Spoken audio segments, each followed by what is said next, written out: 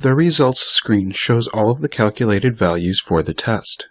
Here, in the current test data table, we see John's current weight, body fat, fat-free mass, lean dry mass, total body water, intracellular and extracellular water, all in pounds.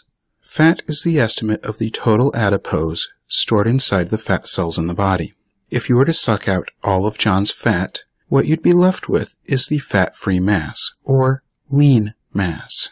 Since fat is essentially 0% water, all of the water in the body is part of the fat-free mass. If you removed all of the water from the fat-free mass, what you would be left with is called lean dry mass. Going back to look at the water in the body, some of it is inside the cells and some of it is outside. ICW is the amount of water inside the cells, and ECW is the water outside. In addition to showing how many pounds each of these compartments weighs, we have 3 columns of percentages. One that shows the values as a percentage of John's total weight.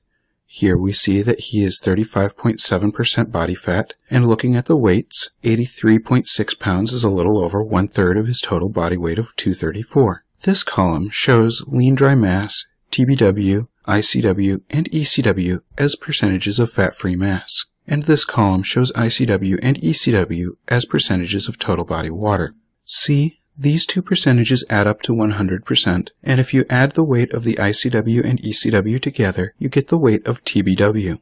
Here, they're off by 1/10 of a pound because of rounding.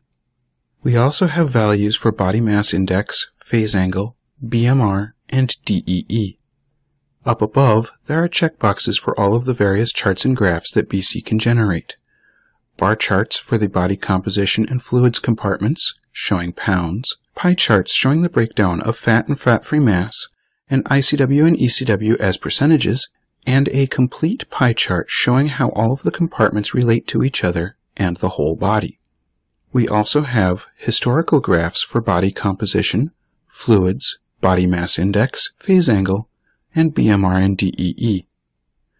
These history graphs are a little boring because John only has one test in the database. If he had a second test, you would see 2 columns of dots, and there would be lines connecting them. If you noticed, as I turned on each of these checkboxes, the graph appeared as a new tab below. You can switch back and forth between graphs by clicking on their tabs. The fact that we have checkboxes is significant. It shows you which charts and graphs will appear in the report if we printed it. Since all of the charts and graphs are selected, if we created a report right now, they would all go in it.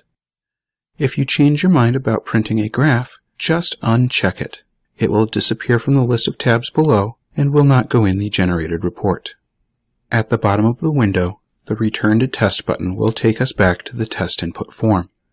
The Average Ranges button takes us to the screen that shows how John compares to the average American man in his 30s, and the Diet and Exercise button leads to a screen that talks, predictably, about diet and exercise.